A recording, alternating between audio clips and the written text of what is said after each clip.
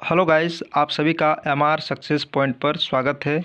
और ये प्रकाश चैप्टर का भाग 5 है।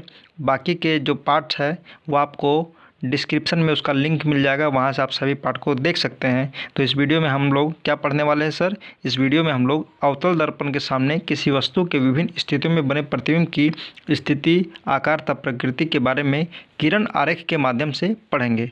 और चीज़ों को बेहतर तरीके से समझने के लिए आप सभी कृपा करके वीडियो को स्किप करके ना देखें, वीडियो को बिना स्किप के देखें ताकि आपको एक एक पॉइंट अच्छे से समझ में आ सके।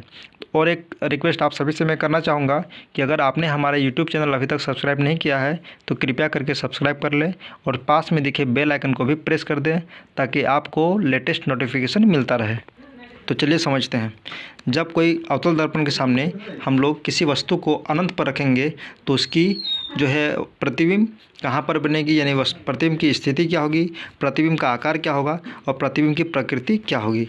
तो सर इसके लिए हम लोग एक ऐसा रे डायग्राम खींचेंगे, यानी किरण आरेख खींचेंगे। ये क्या होता है सर? पोल, ये मुख्य फोकस, और ये क्या होता है सर? सी मतलब सेंटर ऑफ कर्वेचर यानी कि वक्रता केंद्र।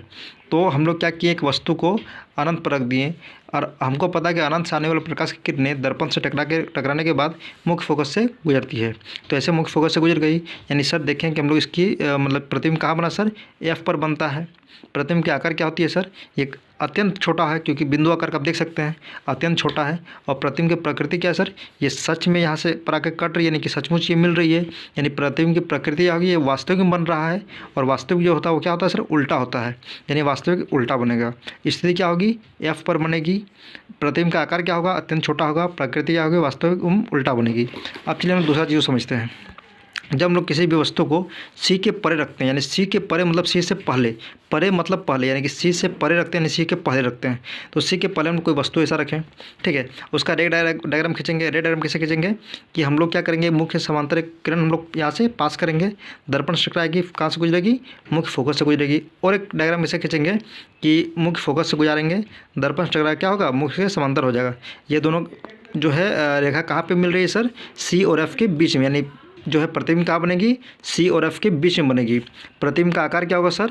ये क्या होगा? वस्तु से छोटा होगा। ये देखिए थोड़ा सा इसे छोटा है। और प्रकृति क्या होगी सर? ये वास्तविक मिल रही है, ठीक है, यानी वास्तविक एवं उल्टा बनेगी। उसके बाद सर जब हम लोग वस्तु को कहाँ रखेंगे? पहले हम लोग रखें अनंत पर, अनंत से थोड़ा सा पहले यानी सी से पहले रखें। उसके बाद ठीक है, अब क्या करेंगे? पहले अनंत पर रखें, फिर अनंत से थोड़ा सा पहले यानी सी से परे रखें, सी से थोड़ा सा पहले। अब हम लोग कहाँ रखेंगे? सी पर रखेंगे। जब हम लोग वस्तु को सी पर रखते हैं तो ऐसे ही रे डायग्राम खींचेंगे, दर्पण यहाँ पे समांतर जाएगी, दर्पण से टकराएगी, मुख्य फोकस से गुजरेगी। फिर मुख्य फोकस से अगर गुजारेंगे तो फिर दर्पण के मतलब कि मुख्य समांतर हो जाएगी। यानी यहाँ जब दोनों को मिला देंगे तो कहाँ पर बन रही है सर? इसका इमेज ये सी पर बन रही है। यानी वस्तु की स्थिति क्या होगी सर? प्रतिबिंब की स्थिति क्या होगी? सी पर होगी। आकार क्या होगा? वस्तु के बराबर हो रहा था सर, देख सकते हैं वस्तु के बराबर है। और प्रकृति क्या होगी सर? वास्तविक एवं उल्टा होगी, ठीक है। उसके बाद जब वस्तु को हम लोग सी और एफ के बीच रखें, ठीक है, सी और एफ के बीच रखेंगे तो जस्ट इसी तरह का रे डायग्राम होगा। यानी कि सर यहाँ पे हमको कहाँ मिल रहा है स्थिति? प्रतिबिंब कहाँ पे बन रही है सर? सी से परे बन रही है, सी से पहले बन रही है, ठीक है, आप देख सकते हैं सी से परे बन रही है। आकार क्या होगा सर? वस्तु से बड़ा होगा। प्रकृति क्या होगी? वास्तविक उल्टा बनेगी। ये कैसे हुआ ये भी समझा देते हैं।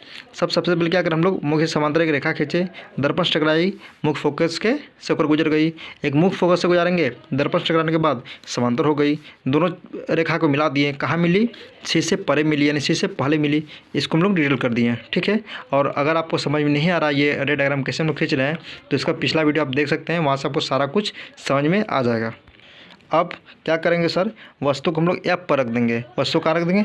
एफ पर जब रखेंगे तो जस्ट इसी तरह हम लोग एक रे डायग्राम खींचेंगे, समांतर जाएगी और दर्पण से टकरा के मुख्य फोकस से गुजरेगी। और एक हम सी से गुजार देंगे, तो सी से पता है हमको जो प्रकाश किरणें सी से होकर गुजरती है, दर्पण से टकरा के क्या होगी? सी से ही मतलब जो है गुजर जाती है, ठीक है। यानी कि स्थिति क्या होगी सर? ये समांतर है, ये दोनों रेखा समांतर है, तो समांतर किरणें कहाँ मिलती है? अनंत पर मिलती है। यानी स्थिति क्या होगी सर? अनंत पर होगी।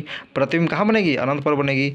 आकार क्या होगा? अनंत पे, यानी कि बड़ा होगा, अत्यधिक बड़ा होगा, ठीक है। और प्रकृति क्या होगी सर? वास्तविक होगी और एवं उल्टा होगी। ठीक है, अब उसके बाद क्या करेंगे, हम लोग वस्तु को F और P के बीच रख देंगे। F और P के बीच जब रखेंगे तो सर क्या होगा, एक ऐसे हम लोग निकालेंगे, यहाँ से समांतर हो जाएगी मुख्य के, फिर दर्पण टकरा के क्या होगी, मुख्य फोकस से गुजर जाएगी। उसके बाद एक हम लोग C से गुजारेंगे तो C से वापस लौट जाएगी। यानी सर ये दोनों जो रेखा है ये इस तरह से फैल रही है, ये ऐसे ऐसे करके फैलते जा रही है। तो जब ये ऐसे फैल रही है यानी कि इस इधर तो नहीं मिलेगी, तो हम लोग क्या किए, एज्यूम कर लिए और हमको ये सब इसको पीछे जाके मिला दिए। पीछे जब मिलाएं तो यहाँ पे जाके मिल गई। यानी स्थिति कहाँ सर, प्रतिबिंब कहाँ पर बनी, दर्पण के पीछे बनी। आकार क्या हुआ, वस्तु से बड़ा हुआ। और प्रकृति क्या है सर, आभासी एवं सीधा है। ठीक है, तो सर इसका हम लोग ट्रिक ऐसे याद रखेंगे आपको याद रखना सिर्फ यही एक क्वेश्चन एग्जाम में इस तरह से आएगा कि जब हम लोग किसी वस्तु को C पर रखते हैं, चाहे F पर रखते हैं, चाहे F और P के रखते हैं, चाहे C से परे रखते हैं, तो कहाँ पे बनती है। तो ट्रिक इतना याद रखना है, जहाँ अनंत होगा वहाँ क्या करना है सर, फोकस कर देना है।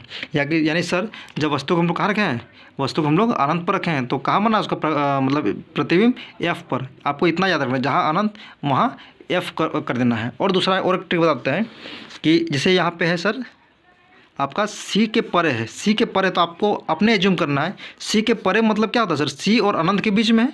ठीक है, तो C और अनंत के बीच में है, तो C और अनंत के बीच में जब है तो उसकी इमेज कहाँ पे बनेगा, यानी जहाँ पे अनंत रहेगा वहाँ पर क्या कर देना है, F कर देना है।